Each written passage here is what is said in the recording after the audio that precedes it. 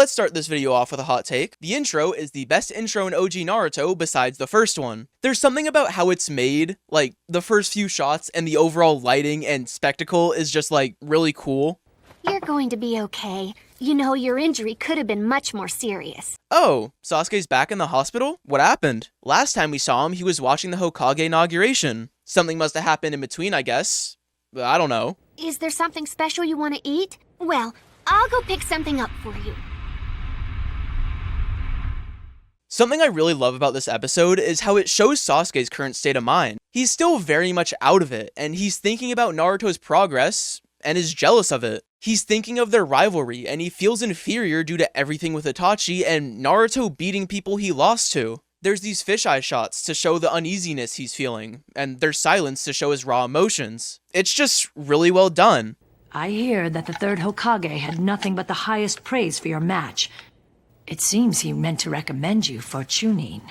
So I've put the pieces together, right? And the only way Tsunade would know this is from Raito, his bodyguard before the attack. So this guy, yes, this absolute goofball that got worked by a kunai, he's the sole reason why Shikamaru gets appointed Chunin. So, maybe I should have ranked him higher. Who knows? You know, even a guy who's as lazy as you are somehow seems respectable all of a sudden. It doesn't suit you. It's not that funny. Shikamaru not being really excited for his promotion is pretty in line with his character. He wants to be an average shinobi with an average life, and I imagine him being the only one promoted makes him now above average. So now he's unenthused that he's now seen as something that he doesn't really want to be. These footsteps actually have some deeper meaning. They get closer and closer, kind of like temptation or a growing thought. In this case, it's both. It's a growing thought that he can't beat Itachi and that Naruto's getting better, and later it turns into a temptation to gain power by any means. This shot mirrors a shot of Naruto last arc. In that moment, Naruto is getting kicked while he's down, but his reaction was him rising above it and completing a stage of Rasengan training. In this moment, Sasuke is kicking himself while he's down, and his reaction is toxic, as he wants to fight Naruto to prove he's still better than him. These two reactions show the difference in their mindsets, something that's shown even more as this arc plays out. You are such a Ino, don't say that word.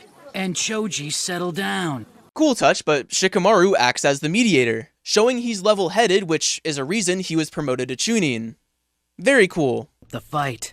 But earlier, you heard Sensei tell me that all I do is eat and that I should be training harder. Like I said before, I'm just being me. And you should just keep being you. I really like Shikamaru and Choji's friendship. It's kind of goofy at times, and I mean, this is kind of an example, but it's also fun, and a lot of friendships in Naruto are rivalries, but this one doesn't really seem like it.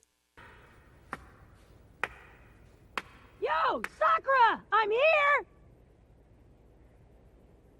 Naruto. The footsteps are back. That thought of him losing to Naruto is getting closer and closer, and Naruto's current attitude is pissing him off, cause why wouldn't it? He's always felt like he's above Naruto, or at least stronger than him, but now he's forced to question it, and he's not taking it lightly. Head for the Leaf Village, now. We've actually seen the Sound Ninja 4 before. Have fun following that.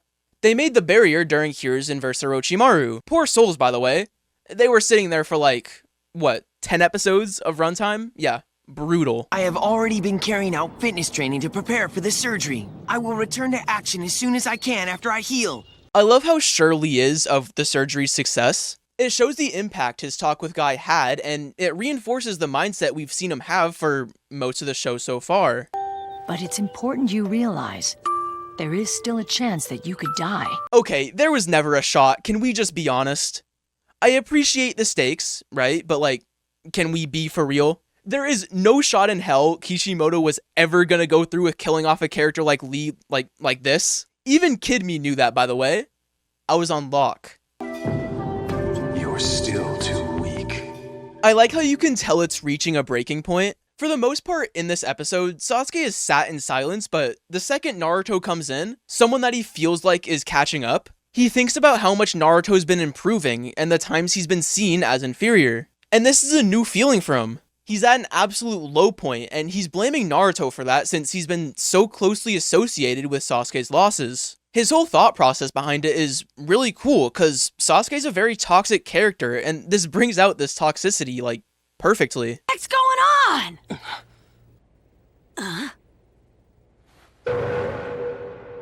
Hey, what's with that look? Okay, I know this shot is supposed to be taken seriously, but why is it so funny? It's something about the shadowing. I can't take him seriously, like, at all. If someone looked at me like this and just paused for a second, I'd probably start laughing because they look stupid. Here's something I'm gonna be doing up to Sasuke leaving. I'm gonna look at Sakura's perspective every chance I get. Mainly because I think it's really underlooked, and the lack of its portrayal can lead to some people criticizing your character, but also because I think it'll be interesting looking at the perspective of someone who's basically just watching everything unfold. So get ready, because I'm going to show you why that one Sakura moment before Sasuke left had some actual justification behind it, so just you wait. Fight me now. What? We're in a hospital. You just got patched up by Grandma Tsunade. What are you talking about? Shut up and fight! This is really where Sasuke's flaws start to show themselves. He's driven by his dream, but it's inherently a very toxic one. So when Itachi beat his ass and openly told him he's after Naruto, it broke him. He already was feeling like Naruto was improving at a faster rate, but now he's feeling inferior. And like I've said, he's never felt that before, so he's trying to prove himself that he's better, and he's gonna try to beat the shit out of Naruto. And the first time he said he wanted to fight Naruto, it was out of respect. But right after that, his mindset and viewpoint has been twisted and changed into something more unhealthy. Like, it's no accident he's given the curse mark right before that moment. Just like the influence of the curse mark, the influence of revenge has been slowly taking over him. Hey, Sasuke! Wait, don't do this! Naruto, say something! This is crazy! Here's the first part where we can talk about Sakura's perspective. Sakura doesn't fully understand what Sasuke's feeling right now, like she doesn't know why Sasuke is so set on fighting, and she also doesn't fully understand how much this really means to Naruto. So to put it simply, she doesn't fully understand how much this rivalry weighs on each character, because she's not actually involved. That's why we get this shot of Sasuke stepping on the apple, because in reality, Sakura here is kind of a voice of reason, but in this situation, Sasuke doesn't give a shit, so he just steps on her offer. And since this rivalry means so much to the both of them, she's pretty much left unheard, and it helps influence what we see next.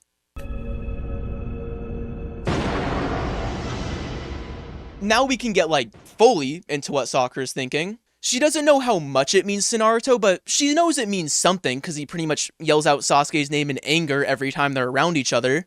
But unlike Naruto's perspective, she doesn't have a real answer to why Sasuke cares. So she immediately thinks about Orochimaru and the curse mark, because she heard Orochimaru talk about the power the curse mark has on someone. She's also seen the curse mark in full effect, so she immediately thinks Sasuke's being taken over by the curse mark, and that something needs to be done about it. Anyways, these have to be the water towers, right? I'm not, like, stupid. Don't answer that. Cause it's funny. I'm just psyched. Cause I know that today is the day when I finally beat you.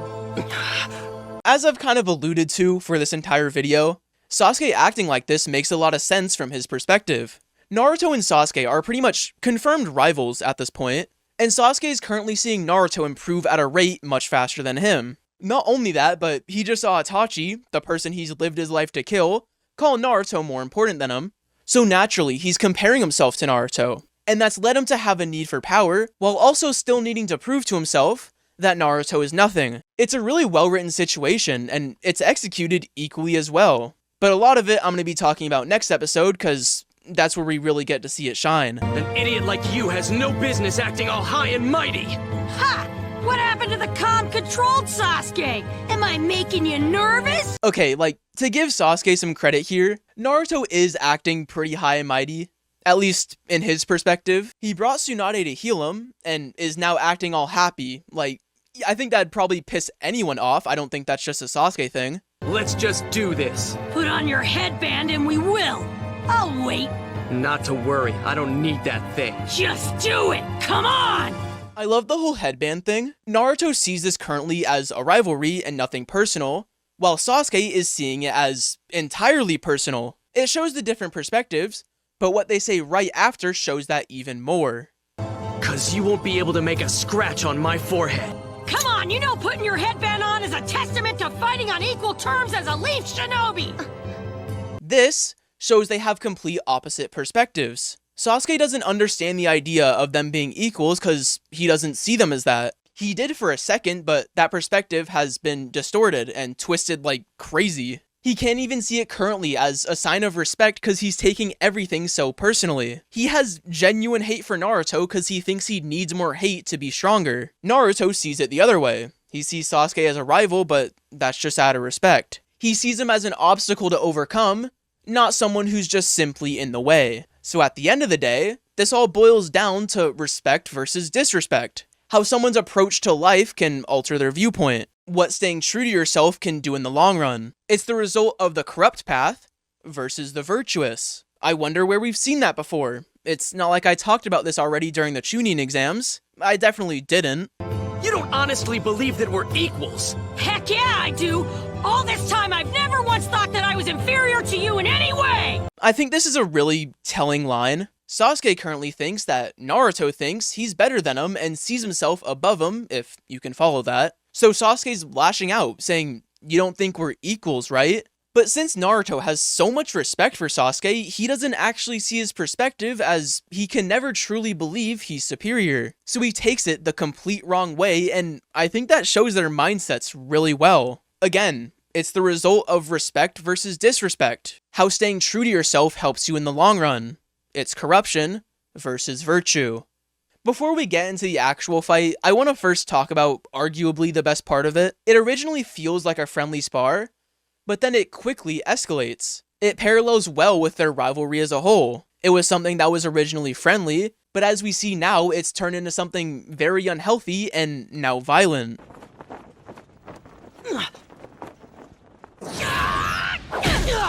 So, I'm just gonna say it right now, because I can. I think a lot of this fight is boring and pretty mundane up until the end. I think that's by design, like I've already kind of said, but it means there's kind of nothing to talk about. I will talk about this though. Naruto is still showing he's a really creative fighter. Using the sun to blind him, like, that's pretty smart. Naruto's finally Naruto running. Yeah, this is the first time it happens, by the way. Still should be called Senju running. I'm dying on this hill. What jutsu is that?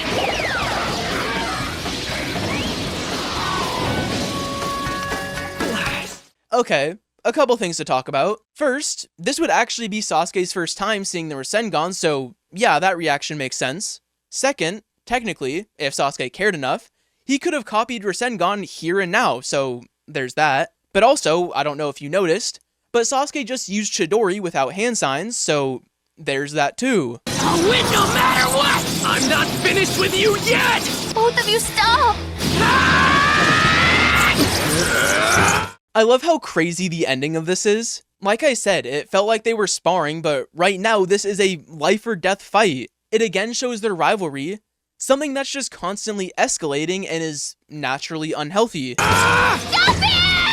Let's look at Sakura's perspective one more time before ending off the video. She saw this entire fight happen. She saw it as her two teammates were just fighting each other. She doesn't understand why Sasuke specifically wants to fight, but as you can tell, she didn't think it would get this bad. Mainly because she still held out hope that they would still keep it friendly. And this is reinforced by the fact she didn't step in earlier. So now, as she's seeing this escalate and she's clearly worried about both of them, she tries to now step in because she didn't realize the rivalry was this harsh. That plays into next episode too, but that's a talk for, well, next episode. Okay, to be honest, I don't know how I feel about this one. On one hand, I really like the moments with Sasuke and Team 7 as a whole, but the other ones, like the Shikamaru and Choji stuff, not as much. Sure, I like the dynamics of those characters, but they're so obviously just there to fill up time within the episode, and it really kills the pacing sometimes, and for intros to arcs, I feel like that's kind of becoming a running theme. Maybe running's not the best word, that implies something's going fast. But like I said, the Sasuke stuff is really good, and I think that's what stands out the most. And this episode also sets up the rest of the arc well, thankfully. And overall, it's just kind of one of those okay Naruto episodes that has a bright light shining through. If you want to support me more than just watching this video, you can become a member on Patreon, and yeah. Next episode, Bitter Rivals and Broken Bonds. Berry Bonds.